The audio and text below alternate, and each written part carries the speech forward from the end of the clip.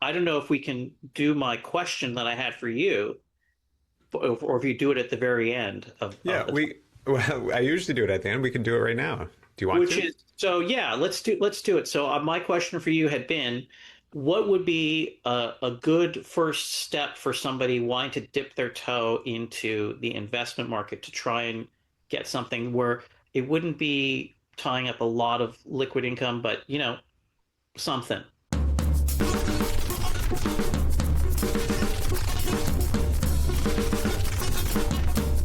Welcome to The Thing We Never Talk About. My name is Tim Eisler. I'm a certified financial planner and I run my own independent financial advisory business, helping musicians, artists, and other people with weird jobs make smarter decisions with their money. You can learn more at eislerfinancial.com. If you have a question about money or personal finance or mindset or whatever, please send it to me by visiting eislerfinancial.com/podcast, and I will answer it in a future episode. And if you enjoy this podcast, please share it with a friend. After you've done that, please go ahead and like and subscribe to this show wherever you listen to podcasts. Today I'm speaking with Andrew Sandoval, who describes himself as a producer rather than a manager. And here's why. Andrew and I met when we toured together for the Monkees' 50th anniversary tour in 2016. And that band, as Andrew explains in this conversation, was very uncomfortable with the term manager, but they were comfortable with the term producer. And it honestly fits because while Andrew did many or all of the things that a manager would do, he was also completely integrated into all details of the tour and even within the show, from booking flights and working directly with promoters to writing the set list and assembling the video footage that went with every single song in the show. In fact, Andrew actually ran the video footage. And he committed more than just his time. Andrew also fronted his own money to make sure that the shows happened in such a way that the fans would get the experience they wanted. Because what I learned in this conversation is that Andrew is first and foremost a devoted fan of all the bands and projects he works on. In addition to producing tours, Andrew brings the same fan-first mentality to his role as a book publisher. He's released books about the Monkees, as well as Mickey Dolenz, who is the only surviving member of the Monkees, and most recently, the Kinks. Andrew shows off some of the books he's released during this conversation, and for that reason, I'm making this episode available on YouTube. I wanted people to be able to see the size and scope of these books because they are quite impressive. He's making really deluxe products for niche audiences that he knows are underserved because he is, again, a devoted fan. You can learn more about Andrew's books at beatlandbooks.com. That's Beatland books.com. So thank you for being here, and I hope you enjoy this conversation with producer and book publisher Andrew Sandoval.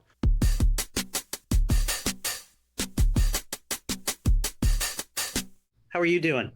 I'm well. How are you? I'm doing okay. Yeah, just okay. Yeah, just okay. Just okay. Not better than that. No. But Okay. nice to see you after a long lapse. Yeah, just less than 10 years. Yes. I was thinking about that. I was thinking about that time this morning, and in thinking about doing this. So yeah, Yeah. that was a hectic year. That was maybe one of the busiest years of touring that I ever did. So we got to a lot of places. Yeah. Ending in Australia. Yes, ending in the Gold Coast, and that was Exactly right. yeah, exactly, and that was Peter Tork's last ever Monkees gig, Oh, is that right? and it was also your last ever Monkees gig. That's true. Yes, it was. We didn't know that at the time. We didn't know that.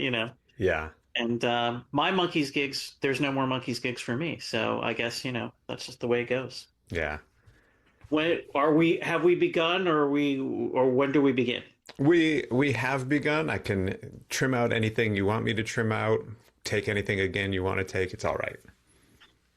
It may, the Monkees thing may or may not be the best opener, but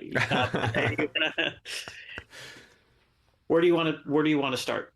Well, Andrew, I start by asking everyone, what do you tell people you do for a living?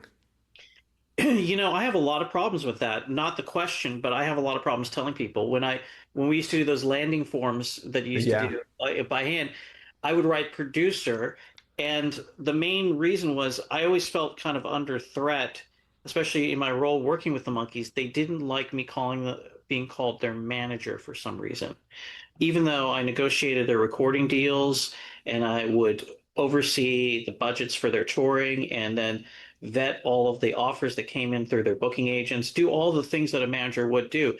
Because maybe they didn't respect me enough to call me their manager, or B, the way they began their career, I studied their history before I worked with them, which was they were on a TV show and they were hired and they became a group on their own and made records and made some records as self-contained, made some records with studio musicians in many different modes over many years. So in those days, they're the producers of the television show who created the Monkees, Bob Rafelson and Bert Schneider. They got the Monkees to get rid of all of their representation, so they'd have no outside representation. And Mm, the producers of the show were essentially their managers. So being called their producer, I liked to tell myself that that was okay. hmm But in reality, I did the job of a manager as well. And then I would be, the creative end of their show, the video and the other elements of the set list and things that I was involved in. That was the fun part, but you had to do all this other stuff, which was mostly like a lot of accounting, really.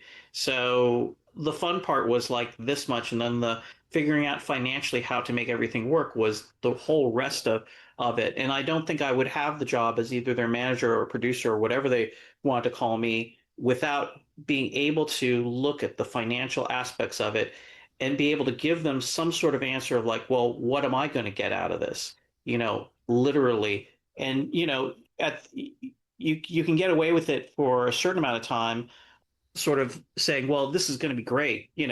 Most people don't want to hear, oh, this is going to be great for your career, or, you're really going to get some wonderful exposure. I mean, when you're at an advanced age in your life, you know, meaning past your mid 20s, the idea of just going and working really hard for just some exposure is a tough call. So a lot of it came down to figuring out things. I started my life in the music business as a teenager.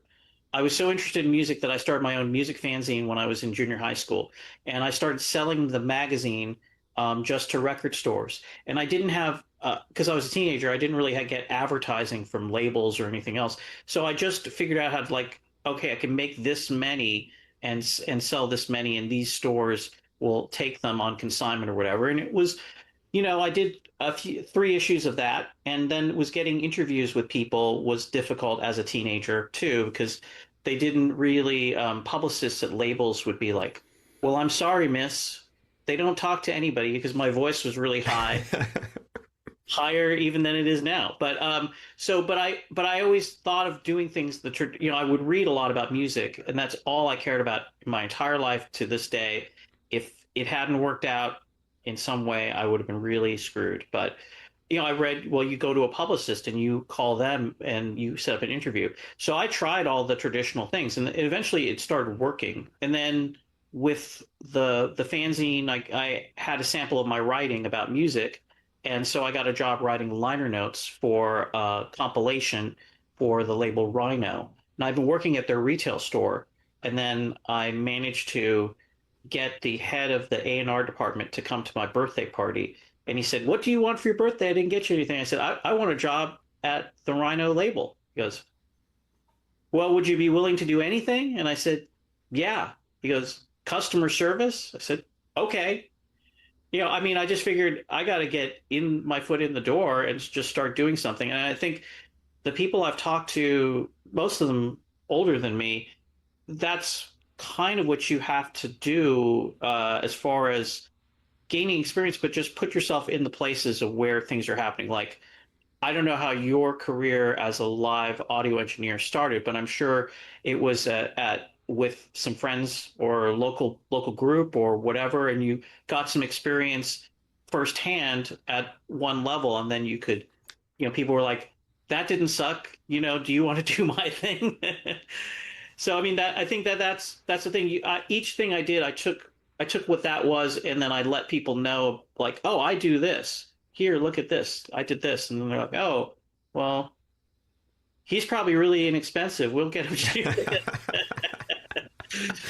Yeah, yeah. No, I definitely, when I was starting my career, I started in recording studios, but I got started there because I would, you know, similar to what you were saying, like I would record my friends' bands for free, and eventually one of them put out a record, so I could say like, look, I did this thing, and got hired at a studio. And because I was working at a studio, somebody said, "Do you want to go on tour?" And I said, "Well, okay, I've never done that." And if you keep at it, eventually you keep at it and you're not a total bonehead, you'll kind of move up the ranks a little. But definitely in both of those parts of my career, I started out by basically doing it for free and then eventually got some kind of traction. I think a lot of it is just if you'll show up and work hard, then they'll give you a second chance, you know? Yeah, and you put yourself in the position of being right there in the mix with people. My my main thing has always been I've also been a professional musician, and so I was doing a charity show with some friends of mine, and it was a tribute to, well, we did a tribute to Brian Wilson, and Brian Wilson showed up. Oh, So wow. that was a really big deal, and this was prior to his return to touring. It was about 6 or 7 years before he started touring again as a solo artist. And Alex Chilton showed up for that as well. I mean, so we just had this sort of organic thing, and then we were doing a tribute to the Kinks, and Dave Davies, who was one of the founding members with his brother Ray of the Kinks, showed up, and he showed up at the sound check, and I had sort of finagled it that my group would back him up. We learned the songs that he had asked, but he had asked for an odd grab bag of songs, not necessarily the ones that in my mind, I was into his solo work, and he'd made these solo singles that were really great in the '60s, and so but he had asked for these other songs that Ray had sung, and I was Hmm. like, well, man, it'd be so cool if he did like some of the songs he did, like so on my first meeting with him at the sound check, he's like, "Hey, what's going on? What do you want to play?" I said, "How about Susanna's Still Alive?"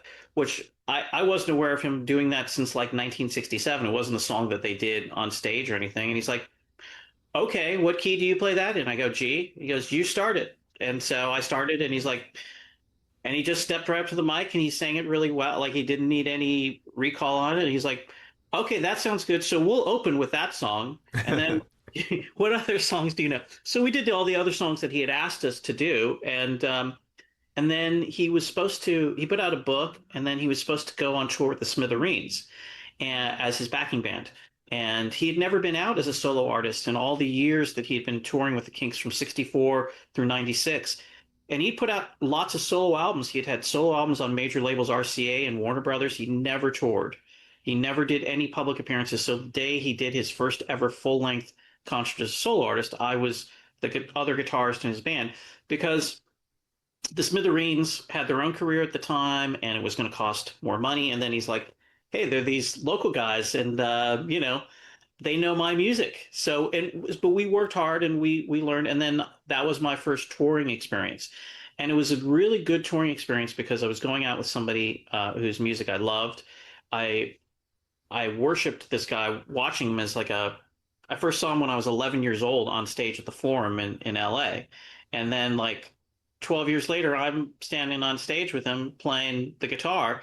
And so what I learned in that experience was he had a tough thing going because he was establishing himself as a solo artist in a market where people only knew of the Kinks. They didn't know of Dave Davies as a solo artist, even though he'd made these albums and had a few videos on MTV. So his draw was fairly minimal at the start. He had to rebuild his career on the live circuit. And you would go to these places and he'd have a guarantee. And if he hadn't sold enough tickets in advance, he hadn't made the money to get the guarantee. And so I would see the tour manager talk to the buyer, who's always known to the outside world as the promoter, but it's actually the buyer.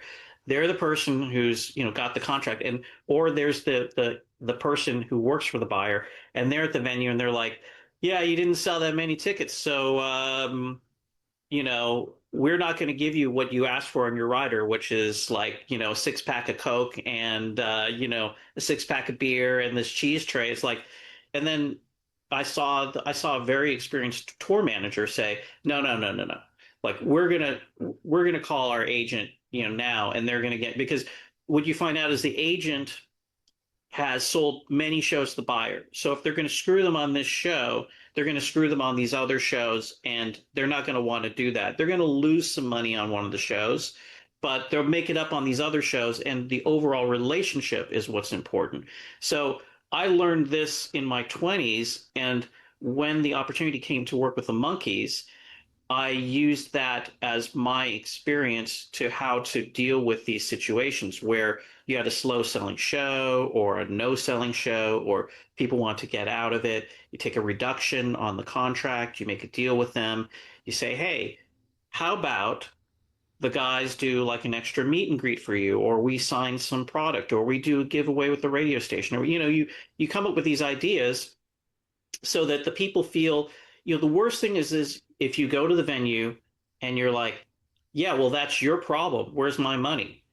Because you're not going to have a very long career in the business. I mean, if you're somebody like yourself, Tim, or me, the idea is that you would get work with other people eventually and you'd go back around. We've all been to the same venues and we all know, well, this venue has a washing machine that is good for you to wash your clothes in. That's the other thing you learn. It's like you got to save up your clothes for the washing day. This place has the shower. This place has the good catering, and all these, whatever you take away from, I know you would always like get the apples or Uh-huh. whatever. And I would have like my certain things, my chocolate bars or whatever I would get.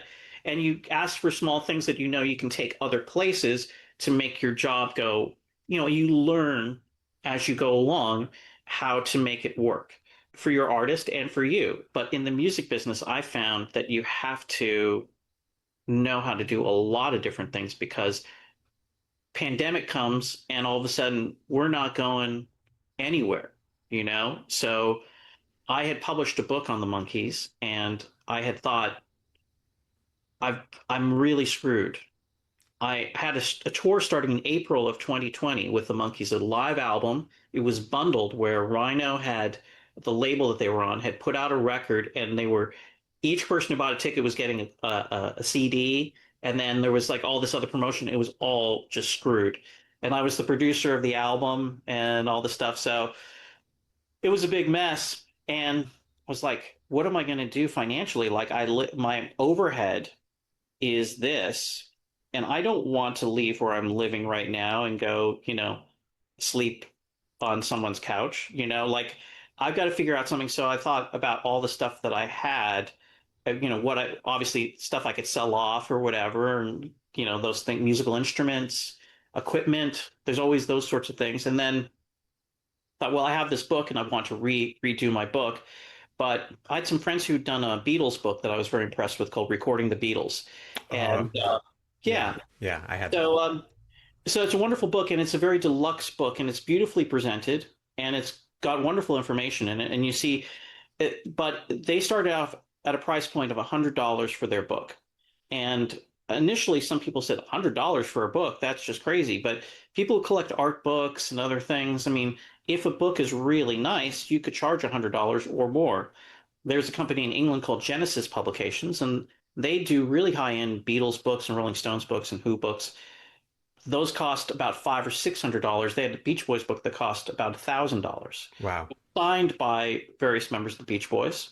But there is a market for that, but it's a very limited one. So I thought, well, I don't know if Monkees fans can pay $500 for a book, but maybe they can afford, this other thing. And if I figured out how to finance doing it, I could redo my book, and no publisher would, I had my book published by a mainstream publisher, and it was shut down by the FBI for accounting fraud.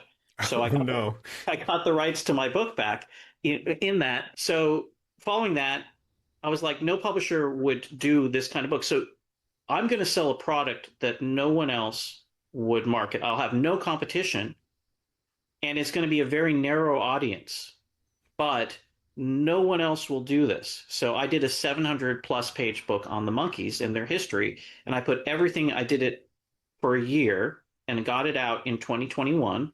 I self-published it and I self-marketed it, and I also made the decision not to go on Amazon because they take such a huge cut of every book, and they make it so that the books are very very cheap. But the book I want to do was deluxe, very heavy, large in size, expensive to ship, but had actual value, and also not having a digital version of it, because the minute you have a digital version, some people are honest, but most people are like, "Oh, hey, I got this. Do you want this?" And that's, that's the folk tradition. Like, people pass it on or whatever. I mean, I get it. So, I'm a big collector. I collect records, and I know if somebody said, "Well, I've got the first pressing promo copy and I'm in the UK and it cost, £300, and I'll only ship it this way, and that's going to cost you another £50." I'd say, wow, how can I figure out how to save? Like, what can I sell to like get that? Like, I want that. And so for most people, they're like, well, why? Well, I'm a collector. Like, that's what I'm into. Like, I want to have this version of it, and very few people have this version of it. This is what I want. You know, I have this attachment to music and recorded music, and I want this specific thing. So thinking like that, that's what I've tried to create, is not like crazy stuff, but sort of crazy, like things that you couldn't get other places, and people would have to make the decisions like, wow, do I really want this? Don't I want this? It's not for a casual, pickup. So I thought, if I can, you used to see me when we toured with the Monkees, that people would come up to the front of house sound booth, and they'd have their Monkees books or other things, and they'd talk to me. And because I'd written a lot of liner notes or whatever, I was out in the fan community actively selling the Monkees, getting people to come in to the shows and stuff, and proselytizing on behalf of the cult. So during the pandemic, I went to those people and I didn't say, "Hey, man, I'm broke. You got to give me money." I said, "Hey, I've talked about it for years. I'm going to update my book, and it's going to be insane. And this is what I've got." Prior to the pandemic, I went to New York City and I went and got these court records with affidavits and all of these legal things about the Monkees that totally changed the history of the Monkee story, as I didn't know. And I got 2,000 pages of things. I'm gonna completely rewrite the book, and this is what it's gonna be. And the audience was there, and then I had to figure out how to fulfill the book, because I realized, well, I can't be just sending these books out myself. So I asked around to different people, and they're like, "Okay, well, this warehouse will do it, and it costs this much per piece." They pick and pack or whatever. So you figure out how to do it and get it out to people. And then I figured out, well, if I was answering the emails for all these people who get their dented books, or, there's going to be problems. We all know. I can't do that and then do this other part. So I've got to get somebody. So I got a remote person who answers all the emails when they wake up every day. And they're like, "Order number 7917 got the wrong book. Order 7917 got a book with a little dented corner. Like, do we send them a new book, or do we offer them some money off, or, all those sorts of things?" And we value, it's like, we look, well, they're in England, so it's going to cost us $80 to send them another book. So let's see if we can make a deal with, but ultimately you figure out all these things. And I'll stop talking a second, but the main thing I learned is, don't try and do it all yourself. Even if you can do a little bit of everything, people don't want to see that. They want to know that they want to know you'll hire experienced people, because you just look like a crazy person jumping on stage to tune the guitars and then running out to the front of house and then going backstage to, make sure that the deli platters in the back. It's like you have to you have to you have to let other people in to help make the whole thing work. Yeah, you touched on some things that I definitely wanted to talk about. And one of them is, there's a parallel, I think, with the music industry and the publishing industry, the idea that the physical media is dead.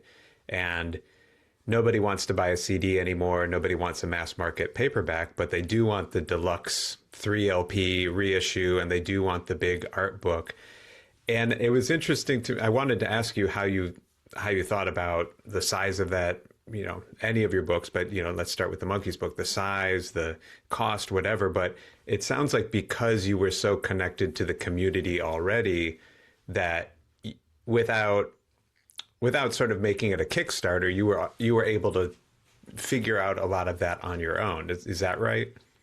Yeah. So, I mean, the size of it was just like, how big can I dream? Like, so this is the low end version of the Monkees book. And so this is what it looks like, but it's a really nice book. The Monkees community was underserved because people would be like, the Monkees, why would we give them any more than a $20, 200-page book? Like, they don't need that. The Monkees don't. And it's like, no, they've got all this history and they've got these fans. When we were touring with them, and in the years preceding working with you and the years post working with you, I would see in the concert business that there would always be people who would be excited about a VIP package with a meet and greet or a set list or other things. People be fighting to get the set list from the front of house or the from the stage, from the stage text or whatever at the end of the night. It's like, well, what if we took that away and just made the extra set list for these people and did other things. We also had an issue with, when I first toured with the Monkees, the meet and greets did not go well. The fans weren't that, they were oversold. The fans were not like that well behaved. Like, one of them knocked Mickey's hat off, like, and just like weird stuff. And then they're like, yeah, we don't want to ever do that again. So I'm like, how about we let you guys have to come to sound check anyway? Well, how about we let them come to sound check? And I understand that Paul McCartney charges a lot of money for the sound check. Instead of thinking about, like, well, here's what Paul McCartney charges, we should do that. It's like, let's charge them a normal amount of money, but give them like a big experience, which is like a long sound check where they see you actually sound check, and then you do some songs that you're not going to do in the show. You actually give them some real value. The word of mouth will spread that you guys are good people, as far as, hey, I did that VIP thing. I paid extra money, but boy, they did like 3 songs I didn't see them do that night in the show, and I got my set list or print or lanyard or whatever we gave away at the time. So that was sort of a similar thing with this book. So I thought, well, I did 3 versions of the basic book. So it's got essentially the same book, but the outer casing of it is different. As a record collector, I collect foreign picture sleeves. I collect and I like it, bring me a lot of joy. But I worked for record companies and they're like, we'll just give them a poster, or we'll give them, like, they will always be like, no, I'm like, I like these people. They're paying my rent. I'm going to do something that I would want, and I'm going to do something that will make them feel like they are seen and supported by me, because I care, like, and I want them to have a good experience, because I want them to come back. And I subsequently have done 2 other books, book of Mickey Dolenz photos, and then a book of other Rare Monkees photos. And we had a lot of the same customers come back for those books. And we built up a network, and it's all direct to consumer, all direct from me to them or you or whoever. And we fulfill all our own product. We don't have a distributor anywhere else in the world, which has cut down on a lot of global sales because the shipping is so expensive. But it's a unique item, and it's a limited item, and I don't keep things perpetually in print. Stuff sells out. I mean, that's just, we've seen it all in the world of sub pop, singles and all sorts. We've seen it all before, but in the book world, the kinds of subjects I picked, starting with the Monkees and now going on to the Kinks, they're underserved for deluxe sort of items. The Kinks in particular have a whole history. Starting in the 1960s, they were on a label called Pi Records in the UK. That's who they signed to. And Pi were the pioneers, not, no pun intended, of low cost budget records. So immediately, if the Kinks had a few hits, they would be out on an album. Like, they'd have a few hit singles. They'd put out a separate budget album. When the Kinks were making new albums, like really brilliant albums like the Village Green Preservation Society or Arthur, Pi would have out budget versions, not of those new records, but of other older hits, and they'd be putting them out and distributing them and outselling those records. They're on the same basic label, but they were like, we're just getting our money wherever we can get it out. And there's people who want to buy cheap stuff. And so the Kinks have always had a lot of cheap product out. And so getting people to like, again, it's sort of like the Monkees thing. It's starting this project with the Kinks. The mentality out there is like a Kinks book for $100. That's just insane. Well, yeah, there's lots of Kinks books that are less, but like a small book in a bookstore now. I went to Skylight Books here in Los Feliz, and like those are about $30 now off the shelf if you support a local bookstore, which is great. So, you know, my 500-page book on the Kinks is not a bad value at what it is, and also it's like you have to also find out it's like, well, this isn't just 500 pages to have 500 pages. I mean, we got access to all of these print archives and other libraries, and it costs money to get to those places or to actually access the BBC doesn't give you information for free, but for a fee, they will give you information. What dates did they appear on these radio shows in 1964?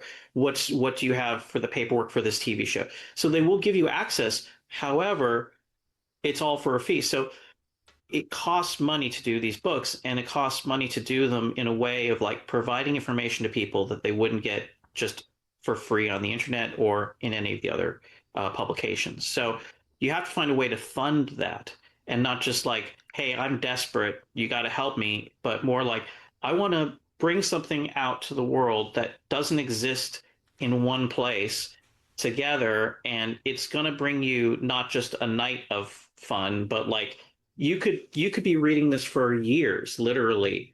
This book took twice the time of the Monkees book to do.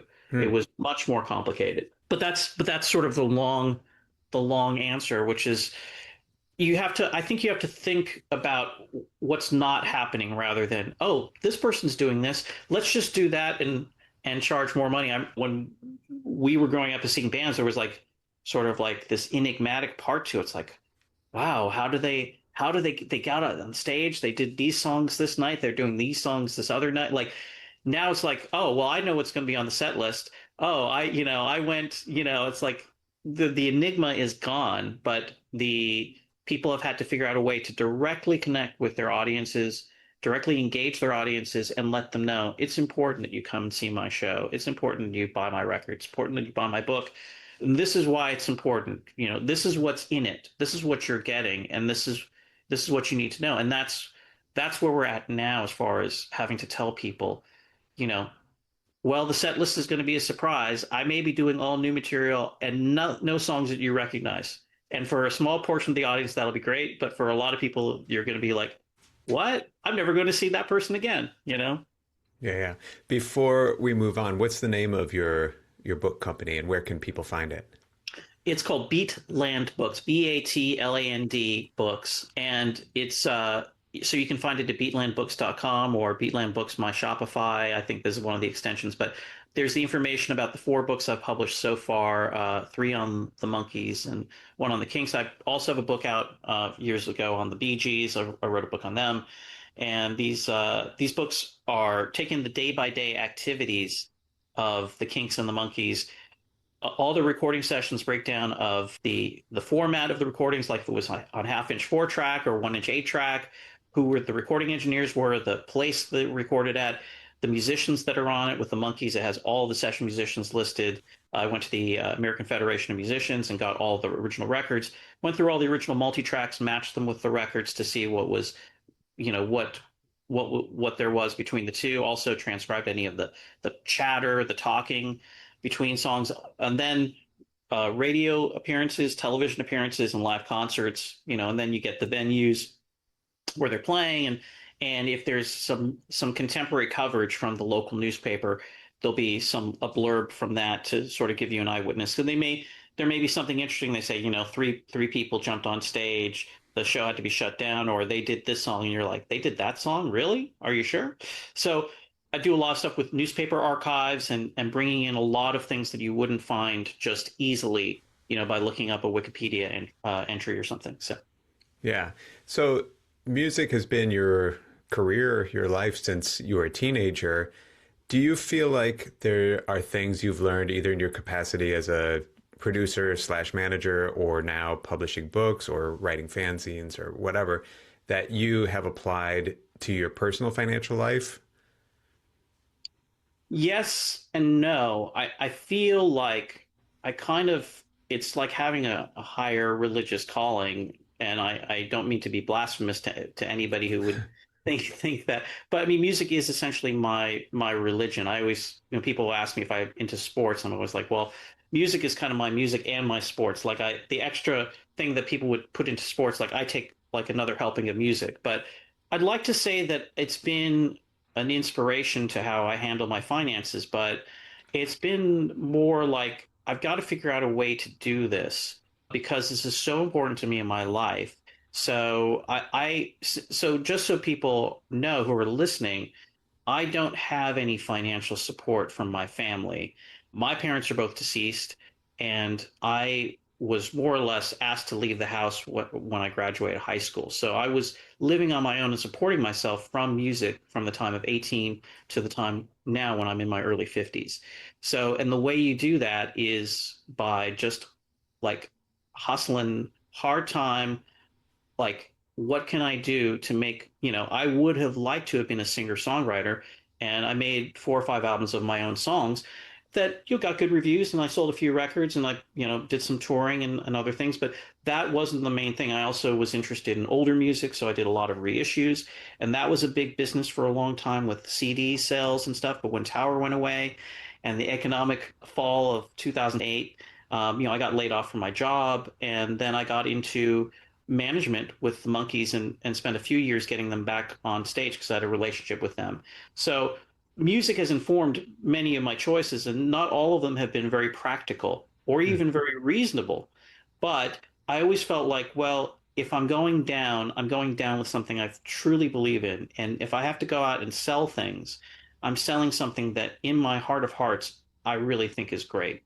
And so that's been my ethos with both the book company and my earlier exploits, and even what I do with live concerts, like to talk to people who are doing stuff year round at these venues, and when they get the impression that you're not just like, well, I want what I want and screw you, it tends to be like a better working atmosphere. So that's what it's been. But one of the things I think you touched on in our emails and in sort of the outer description of your podcast is how do you deal with what I think you call it a bumpy income, which is you might get a job for $5,000 and like, wow, $5,000, I could pay for a lot of things. It's like, well, when are you getting the $5,000 at the at the end of what you do, or 60 days or 90 days or 120 days? Like I've worked for some of the largest record companies in the world,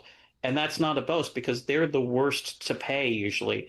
I'll be chasing after that $5,000 6 months later, and you'd be like, well, I really didn't make much money because like this has turned into like a full-time job just trying to get accounts payable to even return my email.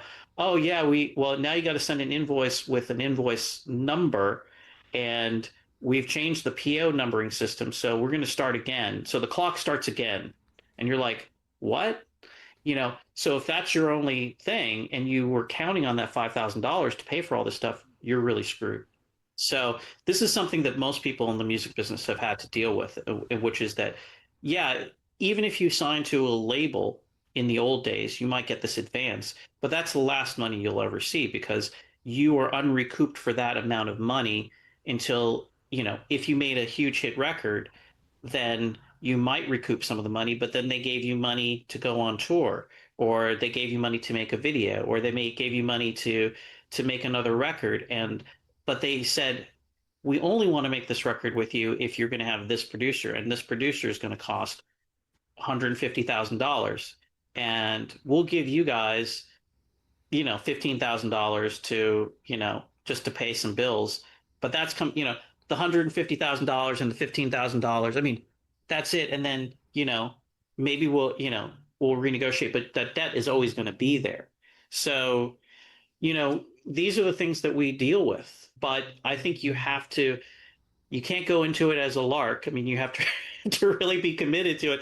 And then, you've transitioned out to be a financial advisor, and I'm sure you were investing, not literally, but investing yourself in that interest tandem to the music work that you were doing. That's correct. Although, really, just the last year that I was touring, I had been going really hard for a number of years. When you and I worked together, you may recall I was living out of a suitcase. I didn't have a fixed address and was just a total mercenary. Like, if the Monkees had 3 weeks off and I could pick up a tour for 2 weeks in between, I would do it. Right. And so just was really burning myself out in a big way, and was kind of struggling to find where I fit in that world, because I was where I was headed wasn't satisfying, and I decided that this would be a way that I could help the same community, but do a different job and also help people in a longer term relationship than just I'll work with you from this date to this date and then maybe we'll never see each other again. So the idea of having some kind of a second act was there for a while, but it was just the last year that I was touring where I was actually like at the same time getting licensed and setting up my business and doing all that kind of stuff. So what made you want to transition? I think you answered it, but do you feel like you've stabilized your life through this? Hmm. In a way, well, yes, I definitely think I have. In a way, though, I I have never been the kind of person who is like, I'm going to get it figured out and then jump off of the moving vehicle. It was like I knew if I kept touring, I knew I could keep working, but it had lost its shine for me. It wasn't exciting, and when that happens, it's not fun for anyone. It's not fun for me. It's not fun for the people around me. And I wanted to find a position where I felt like I was helping people in a bigger way, like I said. And through so many years of that kind of a lifestyle of you go on tour and you make a lot of money, you come home and you spend all the money, and just figuring out like how do you manage that kind of a life, and learning how to invest on my own, and learning, getting into credit card debt and getting out of credit card debt. I just sort of learned all of these things, these ways to handle that kind of a life. And what I saw in the people around me is that there were lots of people who were making good money. I mean, I don't know if you're comfortable saying with this, but like the Monkees paid well. Like I made a good amount of money on that tour. And so I knew people who were making that kind of money, but there was no support for them. And in the music industry, at least the version of it that I existed in, if you talked about your money, that was the worst thing. You were there because you loved it, not because you someday hoped you might buy a house or something, or someday Right. hoped you might retire. And so I wanted to be able to help these people that I knew, except for the fact that they had weird jobs, they had all the qualifications of making better decisions, but there just isn't really an outlet for people with jobs like that. You can't walk into your local bank and say like, hey, I want a financial plan. I have no idea what I'm going to make this year, or how many states I have to file taxes in, or, I don't have any retirement plan at work. Like they don't know how to deal with that. They don't. And I mean, I think a lot of the people that you and I have come into contact with, and they're wonderful people, but they're professionals at being irresponsible. I mean, Yeah. that's the whole thing. They hire somebody like you, not, I mean, I'm saying on tour even, not just because you were doing production management and tour management, which are unique, unique things. Sometimes they're split apart. You're also doing front of house, so that's why you're paid as well as you were, because you're doing these different jobs, and they're often helpful to do together because the logistics of what you're doing all sorts of falls under the same thing. So when you get to the venue, when you're advancing the shows, it's helpful that it doesn't have to go out to three different people. But sometimes it depends on the level of the tour they're split. But a lot of people around you, they're counting on you to have all of that information. and have it all nailed down so they don't have to, all they have to do is roll out of, bed for lobby call and get to the venue and do their thing. I always feel like the band has like the easiest job in the entire production, even though they're the ones on stage, because they just have that one job. Whereas if you're the stage tech, you're usually doing like two or three other things, and you're also trying to get your next gig.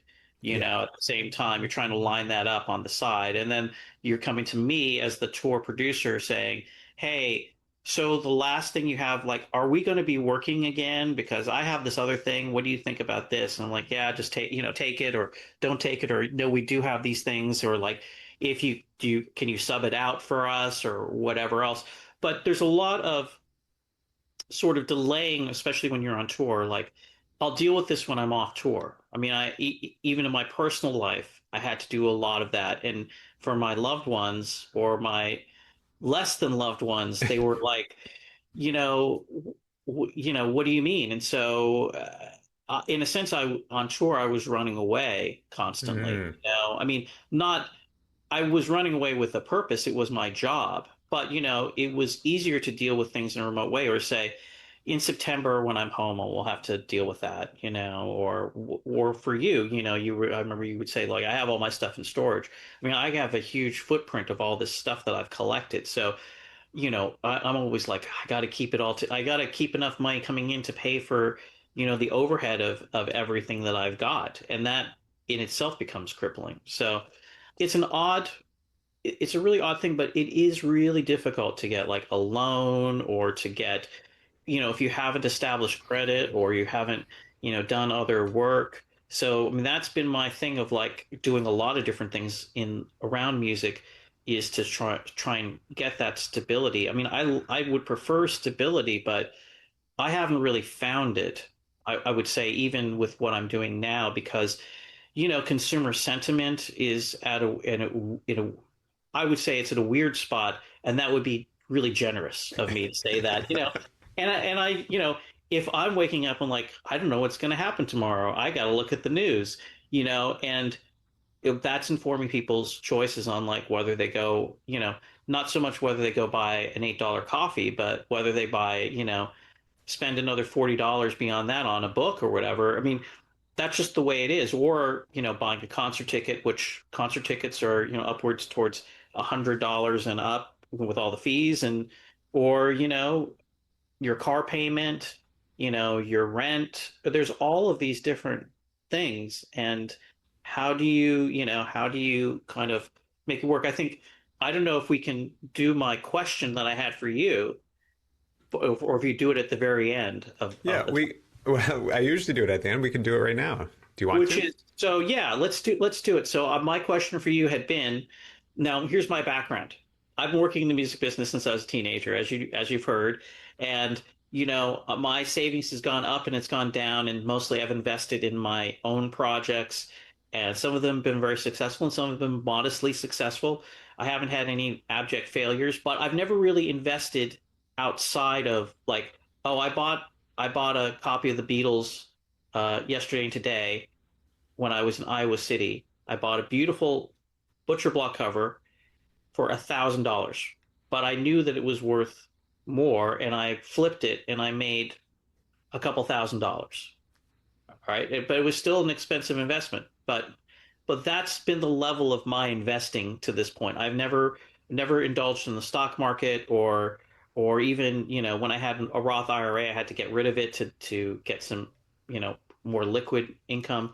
So, what would be a good first step for somebody wanting to dip their toe into the investment market to try and get something where it wouldn't be tying up a lot of liquid income, but something. I'm glad you gave me that context. And I'm glad you said that thing about the Roth IRA, because I did want to bring that up when you emailed me. You specifically mentioned limited liquid. And that's one thing I want. I do like the idea of people putting money in retirement accounts. I think they give you really great tax advantages, and I would be happy if anyone did that. But there are penalties, sometimes penalties and taxes when you take your money out before a certain age. And so, in that sense, you know, they're liquid, but you pay a steep price. And so, in that sense, they're kind of illiquid because they come with these hefty fees. So, there's what you might just call like an air quotes regular investment account, a brokerage account. It's also called a taxable investment account. And it doesn't give you any of the advantages of a retirement account, but the upside is that you can turn everything into money, into cash at any time and get it out, typically next business day. So that's first of all a point I want to make is whatever you're investing in, if it's in a retirement account, you should count on it being kind of locked up until age 59 and a half is the official age, which is, I always think it's dumb. It should be age 60 because who remembers when they turn 59 and a half? But so with all that said about account types, I think the best way to get started for somebody like you, somebody who's just starting out, is with whatever is the simplest thing that you can stick with for a long time. So whether you can do $10 a month or $1,000 a month, wherever you're at, if you can keep putting money into an investment account consistently, the superpower that everybody has when it comes to investing is compounding growth, which is kind of hard for people to understand because most of the things we deal with in our lives are linear. Like how fast can you run? That's a linear thing to figure out, but exponential things are kind of hard for our brains to understand. So compounding growth starts very slow and then it dramatically ramps up and to the right. And you only get that if you can stick with it for a long time. And so that's why I think whatever is the simplest thing you can stick with for a long time.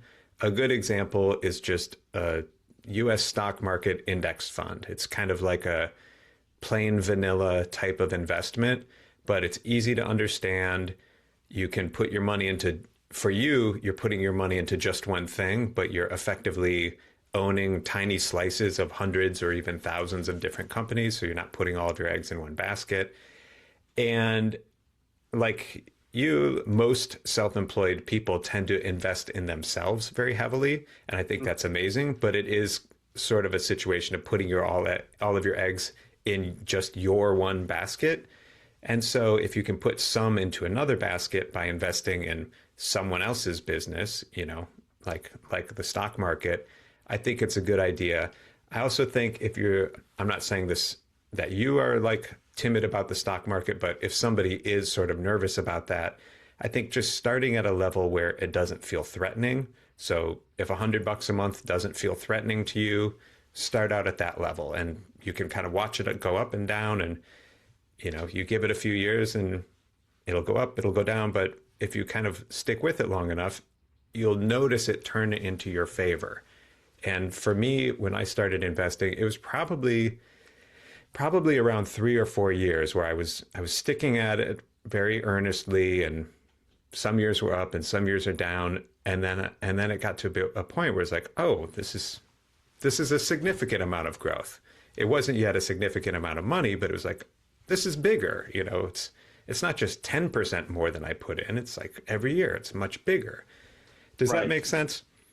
It makes total sense. It makes me feel a lot more secure in doing something like that, and that you have a specific, because often when you would go to, if you were to go to like a Q&A or something, people would be like, well, I don't want to give you any specifics, but in general, you have to talk in generality. So I do appreciate you gave a specific thing to start on, and I think that that's really reasonable. I know after we worked together in 2016, as you say, it was a big year. It was a really big year for the Monkees as far as they had a new album out that I had worked on a bit. It was their first top 10 record since 1968. We had this huge tour for their 50th anniversary, and we worked, you know, I think we went to 40 of the 50 states that year. It was probably the most work that they'd done since like the 80s, really. And then we went to Australia as well.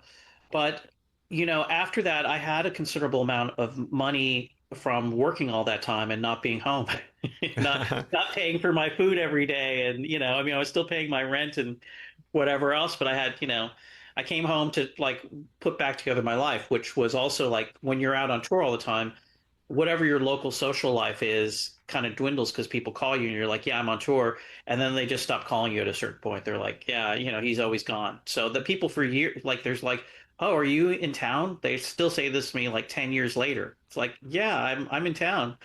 But the next thing that I did was producing another show because I had invested in producing the Monkey show and for specific reasons, not so much for the financial remuneration I would get at the end, which there was a really good one on that tour and was on most of the tours I did with them.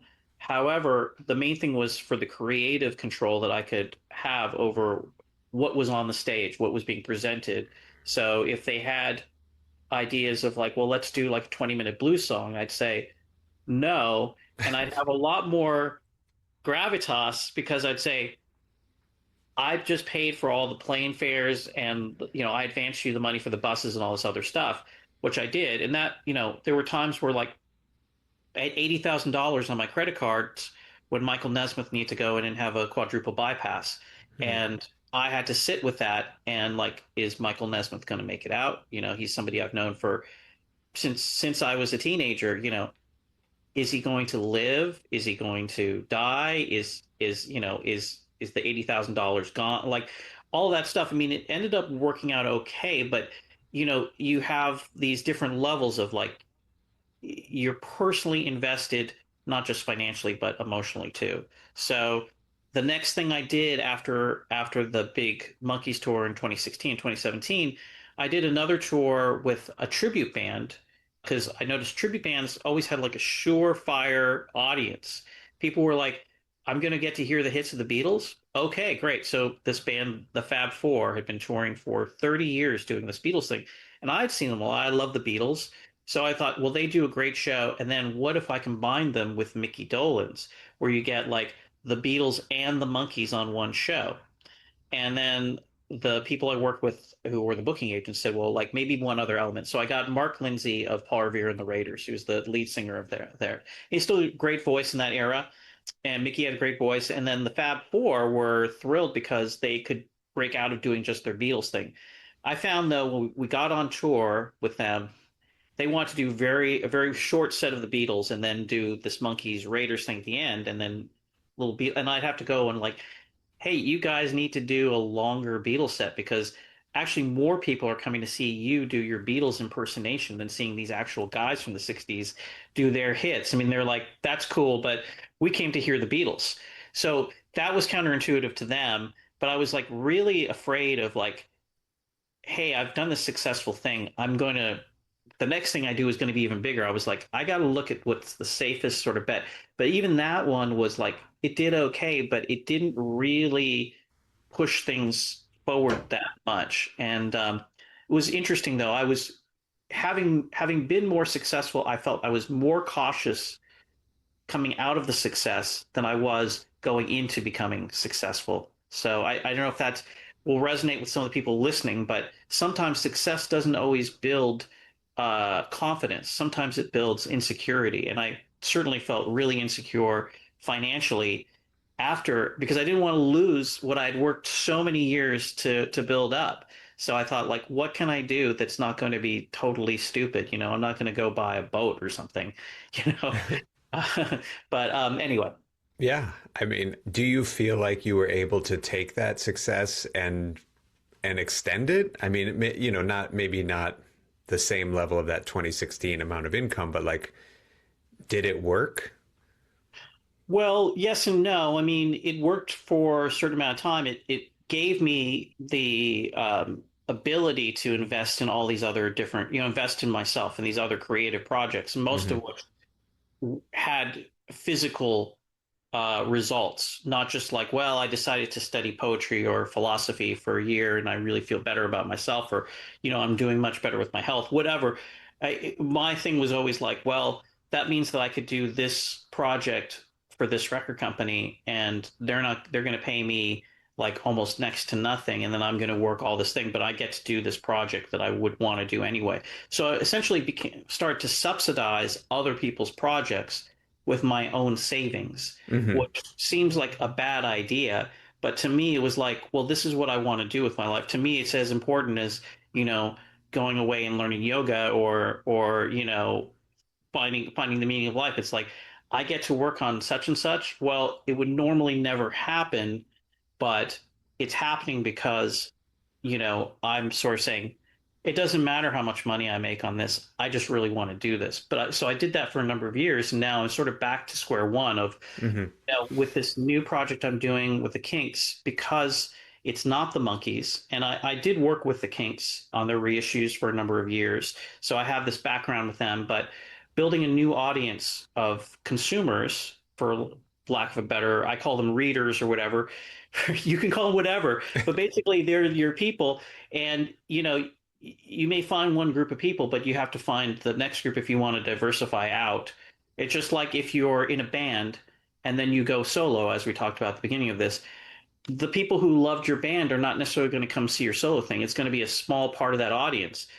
And so I find myself in a changing environment, but I think that that's what you deal with in a music career too. It's just like stuff changes by the day. Oh, well, we were on tour. Now the singer hurt his back. We can't go on. We have to, all the dates are delayed. Everything we paid for is not paid for. We have to postpone everything, or we may go back, or maybe they're injured and they may never go back on tour. Or maybe they're like, I never want to tour again because I just had this thing like where I just can't do it anymore. And that happens. So you have to be prepared to just be riding this thing. It's like it's so unstable. And so maybe your advice is going to be the salvation of not just me, but other people. Yeah, well, I definitely think about it this way is like, well, let me say that I know some people, the way they interact with the stock market is very active, and they're like buying and selling and trading in and out, and they're on it all the time.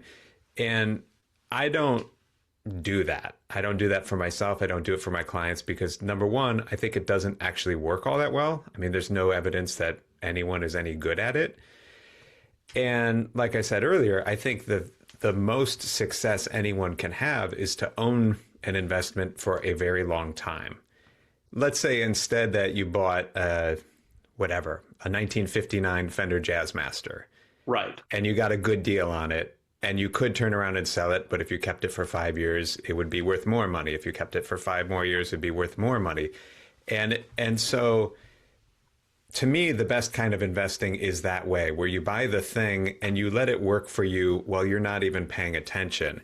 And in that way, like as you were talking about all the work that you put into your business and all of the hustle and whatever, and it's like, imagine if you could get a cut of someone else who was hustling that hard, their business, Right. and 100 other people like them or 500 other people like them. And that's that at its best, that's kind of what you're doing. You're saying like, well, I don't know, pick on whoever you want to pick on, Apple, Microsoft, whoever. You're like, maybe they run a better business than I do. Maybe they're smarter about business than I am. I could own I can buy this US index fund and I can own a tiny slice. And when they do a good job, I do a good job. And, if they do a bad job, I've got, hundreds of other companies that will fill the void. But the point I wanted to make is like, if you're investing like that consistently, it should be making money for you over time without you doing any extra work. Because what I find with, everybody I know who's self-employed just generally, but certainly creatives, it's like you hustle and you hustle and you hustle and you hustle. And if you get a little bit of success, you can't let off the gas that much. If you get a hit Right. record and you wait too long, that nobody, you lose your momentum. So investing should not be hustling, in my opinion. It should be like, let your money do something while you're focused on the other stuff. Does that make sense? So yeah, totally. And so an index fund versus say like a mutual fund. Oh, great. So a fund, generally speaking, this is a little bit of jargon. It's called a pooled investment vehicle, where a bunch of investors, I'm doing air quotes, pool their money, and then the fund buys the investments. So Right. you, as the investor in the fund, you own a share of the fund, and the fund owns whatever it owns. It could be stocks, it could be bonds, it could be a mix. A mutual fund is one type of fund. And I don't want to get like too in the weeds on this, but it has to do with sort of how they collect the money, when they do transactions, etc. Another type of fund is called an exchange traded fund. ETF is the you know, the short version.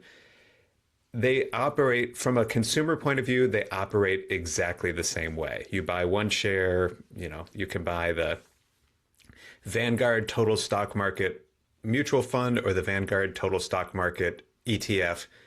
From a consumer point of view, they do the exact same thing. It's sort of like what's under the hood that's a little different. And an index fund just means a fund that tracks an index. So like the S&P 500 is an index, or the NASDAQ 100 is an index. So you could buy, Vanguard has one. I'm using Vanguard because they're a very well-known low-cost fund company, but they have a fund that all it does is it tracks the S&P 500. Whatever is in there, that's what they own. If a company gets added, they buy it. If a company gets kicked out, they sell it. And so it's a way for you to buy one thing and get exposure to 500 things. Or they have another thing called the Total Stock Market Index, which is over 2,000 different companies. So you can buy one thing, whether that's a mutual fund or an ETF, and it just tracks an index. Does that make sense?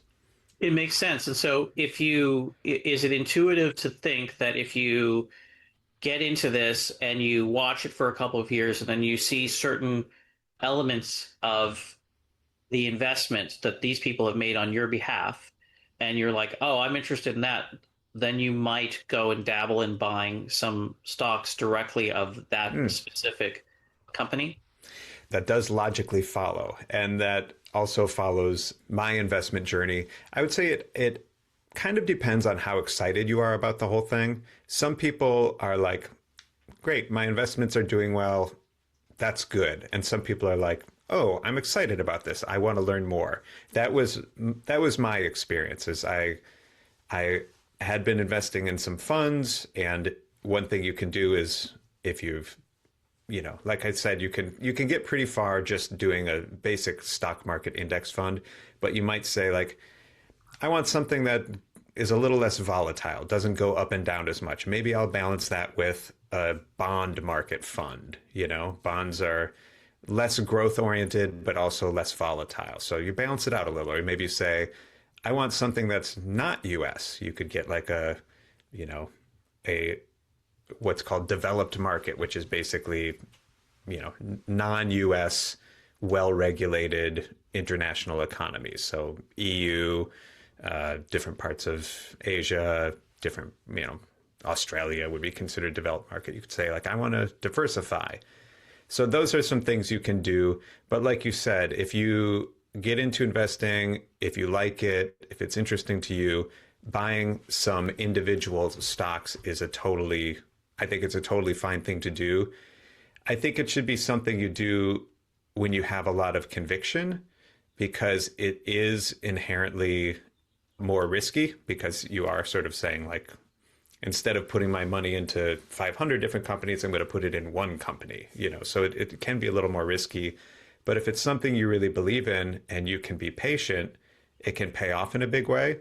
I'll also say that for everyone from like the amateur to like top level professional investors, you know, like Warren Buffett, it's one of the most famous living American investors. Like, he's had duds. Everybody has duds. So if you're buying individual companies, you should expect that if you do an all right job of it, some of them will do really well, some of them will do average, and some of them will tank. And that's just kind of the nature of the thing. And if Right. yeah, but if you do it and you hang on to the ones that are doing well, they kind of overtake the ones that are underperforming. But if you're just in an index fund, then you've got kind of a potpourri of things, and you're sort of kind of covered for the good and the bad, and you're just sort of. So is there a good? So we talked about point of entry for this.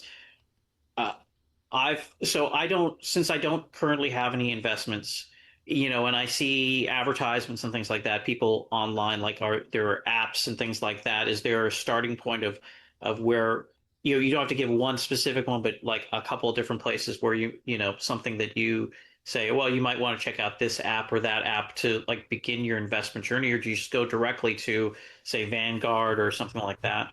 Well, this is my opinion on it because I worked with someone who had a Robinhood account, and Hmm. trying to get the money out of the Robinhood account was a pain. And it wasn't a huge amount of money, and the fees involved with getting the money out kind of made it like I think they probably lost something like 5 or 10% of their money just getting it out of Robinhood. So, Right. and I'm not trying to pick on Robinhood, but that happens to be the example that I'm thinking of.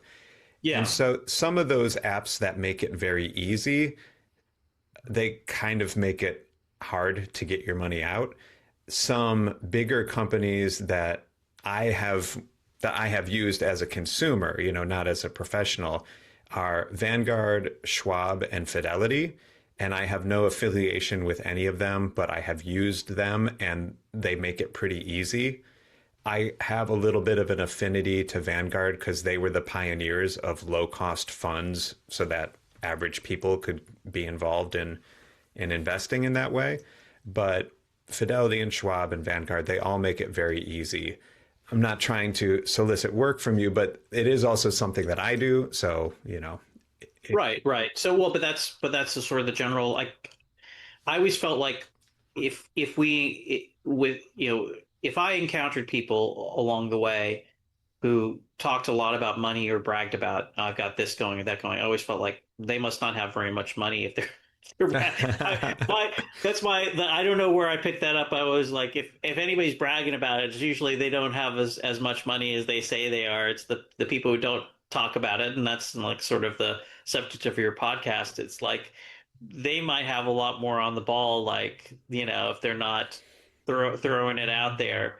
Anyway, it's interesting to me for sure, because there is the sense that I do feel less well-rounded. I'm like, there's something I'm missing, by not understanding this thing and being kind of scared of it in a way, mm, which I think a lot of money is really scary for a lot of people.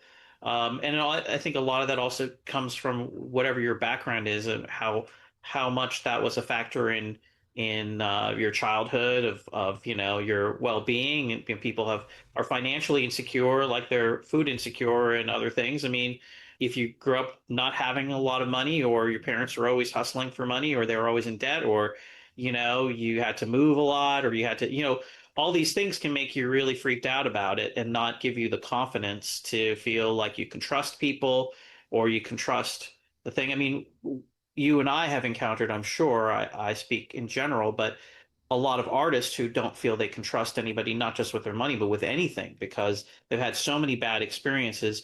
And sometimes it's like adopting a shelter pet. It's like you think, well, like, it'll be different with me, like, but you're going to get scratched and bitten at the outset of it, because these people have had so many pauses in being able to trust.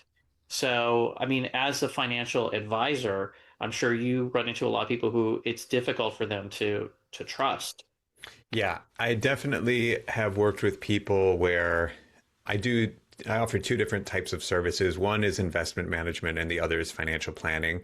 And I've worked with people where they hire me to do a financial plan. And from the beginning, they're like, absolutely not. I do not want you to manage my investments, right? It's crystal clear. And then by the time we're sort of wrapping up the financial plan, they're like, hey, would you mind managing these accounts for me? So it can take weeks or sometimes months to build up that kind of trust. And I don't take it personally because, for someone who's never met me, or even someone who has met me, but they know me from my previous life and maybe they're just a little nervous about it, I don't take that personally at all. But what I try to do for everyone is that I work with is make it as non threatening as possible. So I can't tell you today, is the stock market going to be up or is it going to be down? I have no idea. I have no idea if this year is going to be a good year or a bad year. But I'm pretty confident that if we zoom out over the next 10 years, the stock market will be up. If we zoom out over the entire rest of your life, the stock market will be up, you know? So I try to, for that reason, it's like I don't want anyone to take their whole life savings and put it in something that is going to like stress them out.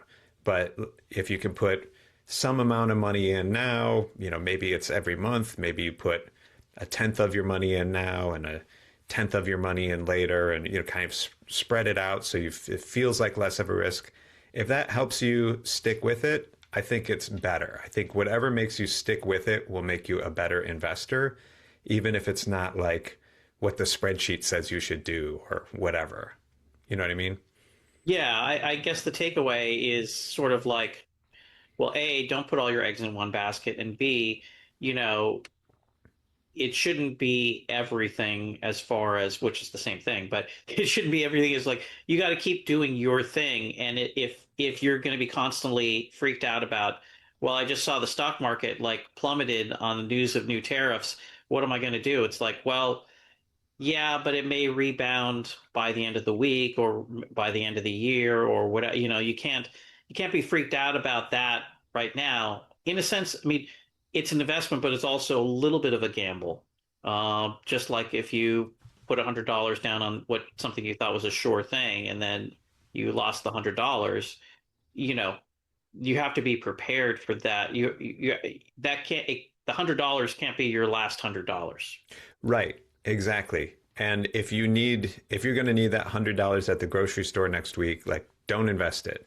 I tell people if you know that you're going to need, well, first of all, I think everybody should maintain some cash savings at all times to cover a few months worth of expenses, just generally speaking. So don't invest money you might need to spend in the next few months for your necessities. But if you know that there's something you need to buy in the next 1 to 2 to 3 years, like if you're saving up to buy a house or you need to buy a car next year, like don't invest that money. Keep it in cash, you know, because you never know what's going to happen in the stock market next year when you want to put down that down payment.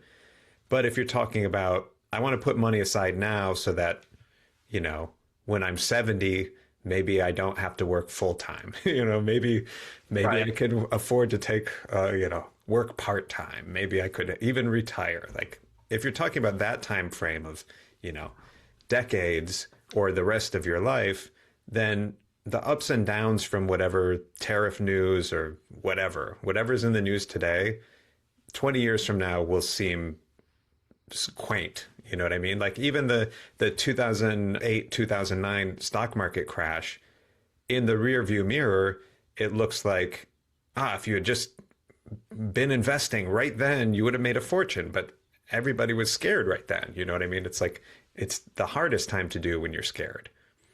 Right. And I mean, you know, I think the pandemic of 2020 may have been even scarier, but the fact that so many world financial sort of governments and businesses and everything made it so everybody tried to get people through it because they were hoping that on the other end of it, that, you know, things would be back and things, you know, to an extent, I mean, we're all a little bit scarred from it, but things are back in a big way as far as the things that we used to do. And it's sort of scary thinking, you know, it's almost like it didn't happen, but it did.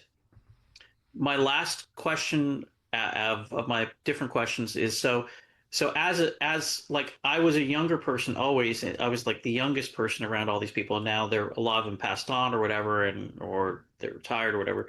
But I don't feel like, so other than investing, it's like I also see various things about cryptocurrency and other non-traditional, non actual physical coins and paper. Does that play a role into anything that you deal with in your life, or what's your take on it? Well, in terms of my professional life, I am not able to buy and sell cryptocurrencies for clients the same way I can buy and sell investments for clients. Hmm. That's just what it is. I'm not sure if there's any investing platform that lets someone like me do that. There might be. In my personal life, I do own some cryptocurrency. And just for complete disclosure, I own a very small amount of Bitcoin and Ethereum. And I know for me, I happen to have a very high risk tolerance, meaning I can deal with it going up and going down and dropping 30% in a day. Like I can handle that. And I'm thinking about that as like a long term thing. I took a certain amount of money that I felt comfortable committing to that, and I'm just going to see how it goes.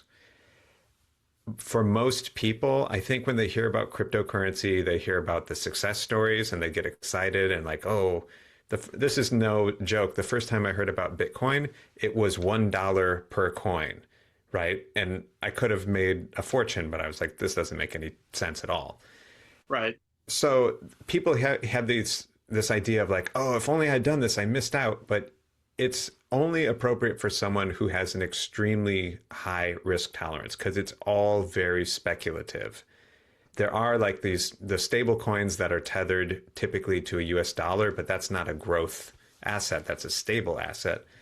So if you're talking about something like Bitcoin, it's completely speculative and it may have great long-term potential, but you have to have like a speculator's mindset if you're going to do that.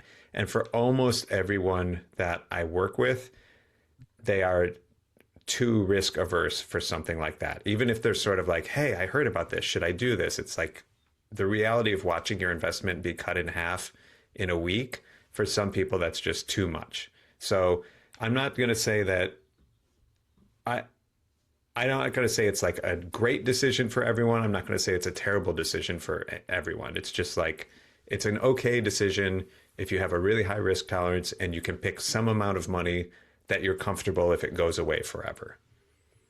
Right. Well, I'm glad to hear that viewpoint because it's very balanced and, non-emotional as far as where you're coming from. Because I mean, that's the thing. If I was going to make that kind of investment, I think I would make it in myself to do some crazy project that at least would have, I'd feel good. Well, at least I did that. Many times I've run into this in my career, which is like sending some advance to an artist for a tour or whatever. I did these a couple tours of British invasion artists about 12 years ago, and it was great because I love that music so much. But I had one artist, Jerry Marsden of Jerry and the Pacemakers, who's now deceased of heart problems. No, no joke, but I did love his music, and but he was supposed to come on this tour, and I had to send him $50,000 as an advance against what his guarantee was for the individual shows that we had booked, and it was a real risk. And then he ultimately couldn't travel to the United States, and I had to get the money back, which I did get the money back, but it's a little bit of a nail biter. But I thought like I really don't want to lose $50,000. Nobody wants to lose $50,000, but it's like I'm still operating in this world of like these are the things that I love. So at least I feel in a moral sense if I lost this money and it would be tragic for me, I would still be like, well, I was doing something that I thought was right, like, and ultimately I got it back, and then we had to go on tour, and he had been billed on a number of these shows, and so I had to tell each of the buyers if anybody comes to to somebody at the theater or wherever we're at the casino and says, "Hey, I'm unhappy. I thought I was going to see this guy," we will give them the money back. And the money that we had to give back was pretty negligible. And but you don't know going in, like, are people gonna like, is this gonna collapse things? But there was enough of everything else. But it's just, you know, these are the experiences that I've had of trying to put money into things that I believed in, or I thought like I'm gonna do this thing that other people do, but I'm gonna do it in a little bit of a different way that I think might be elevated or a little better. So Yeah, yeah, yeah. That makes sense. And the people that are really into crypto, tend to feel that way about crypto. They really, really believe it, and it's almost like a religion to them. So it's a good example. You feel good about this? Yeah, yeah, I do.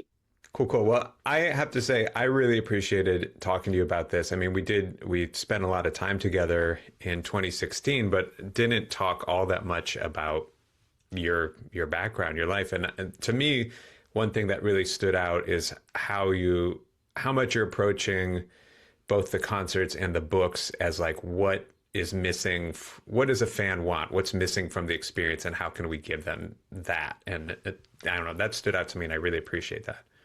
Well, yeah, I mean, if I wasn't, at the front of house or backstage or whatever, running around doing what I do or sitting, writing about it, I'm a consumer and I'd be out at the venue seeing these artists or buying the books or buying the records because this is what I love and this, I'm doing all those things so I can keep, you know, buying and trading the things that I love and so,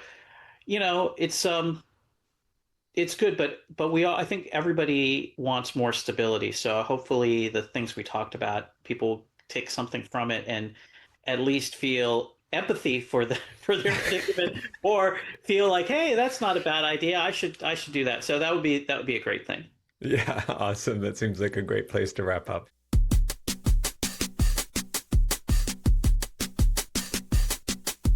Thank you to Andrew for speaking with me today. This conversation was a total pleasure because although he and I spent a lot of time together in 2016, I don't recall us talking much about our personal lives or even all that much about music.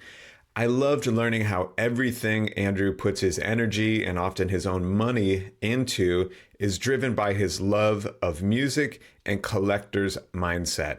Music is, as he describes it, his religion. And I don't think I realized the depth of that commitment when we worked together. So thanks again to Andrew for speaking with me.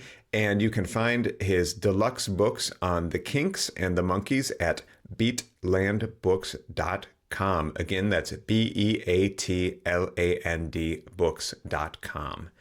That's it for today. I will be back next week to talk about getting your financial house in order, what that means, what it involves, and how it makes you feel once you've done it.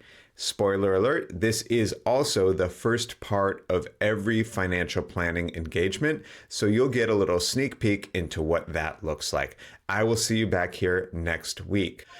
The thing we never talk about is for educational and entertainment purposes only. It's not legal, investment, or tax advice. People on the show, including myself, may have interests for or against any investments discussed, so do yourself a favor and don't ever make any investment decisions based on what you hear on this or any podcast. If you like what you hear, please like and subscribe to this show wherever you get your podcasts. If you have a money or finance question you'd like answered in a future episode, please visit eislerfinancial.com/podcast. And you can get my insights on money and more delivered directly to your inbox by subscribing to my Keep It Easy newsletter at eislerfinancial.com/newsletter. Thank you so much for listening. I appreciate you.